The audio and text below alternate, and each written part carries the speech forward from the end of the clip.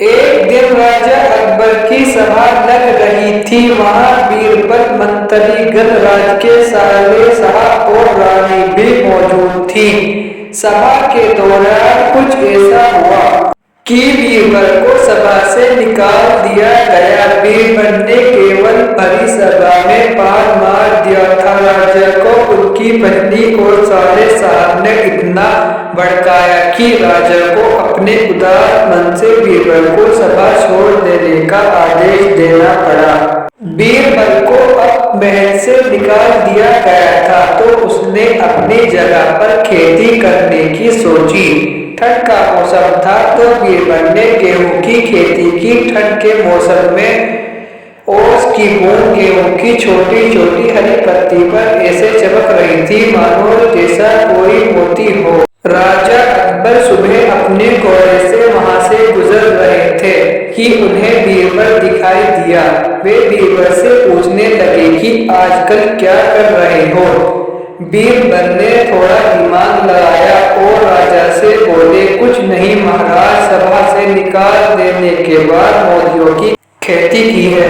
राजा ने खेती की और देखा ओस की बूंद मोतियों पर सच में मोती दिख रही थी। राजा देखते ही अपना संतुलन खो बैठा। वे सच में ही ओस की बूंद को मोती समझ बैठा।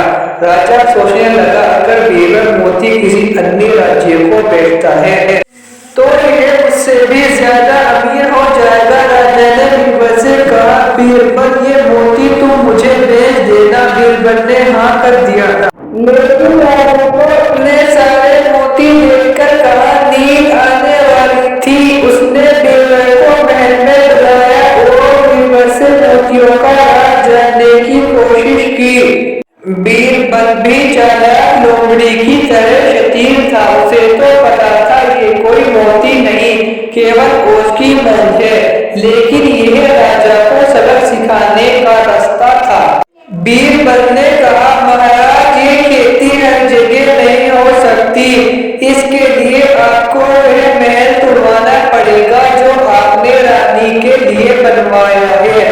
केवल वहीं इसकी खेती हो सकती है। राजा ने सोचा कि इतने सारे मोतियों में तो रानी के लिए बाद में 10 महल बनवा दूंगा। राजा ने हाँ कर दिया। अगले ही दिन महल को तुड़वा दिया गया। मिट्टी को एकदम उपजाऊ किया गया।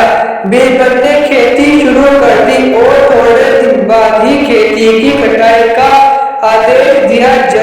जैसे ही गेहूं की पत्तियां थोड़ी बड़ी हुई और उसकी बूंद जमना शुरू हो गई, राजा अकबर इत्यादि प्रसन्न हो गए।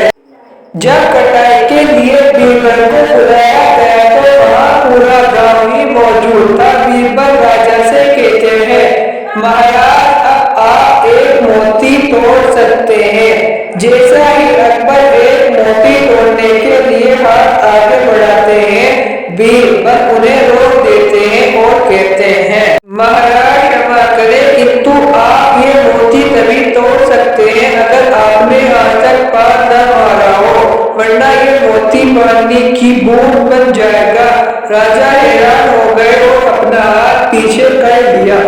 बीरबल ने वहाँ मौजूद सभी मंत्रीगण, रानी, राजा के सारे साहब को पूरे गांव की मोती तोड़ने के लिए कहा, किंतु शर्त यही थी कि केवल वही मोती तोड़ सकता है जिसने आज तक पान न मारा, वरना मोती पानी की बूंद बन जाएगा। इतनी भीड़ में किसी को भी हिम्मत नहीं हुई कि कोई मोती तोड़ सके। सभी अपने पैर पीछे खींचने लगे। तभी राजा और रानी को अपनी गलती का एहसास होता है और वह बीरबल से माफी मांगते हुए सभा में आने के लिए कहते हैं। इंसान अपने जीवन के सार्वभौमिक सत्य यूनिवर्सल ट्रूथ से दूर नहीं भाग सकता। Subscribe for more.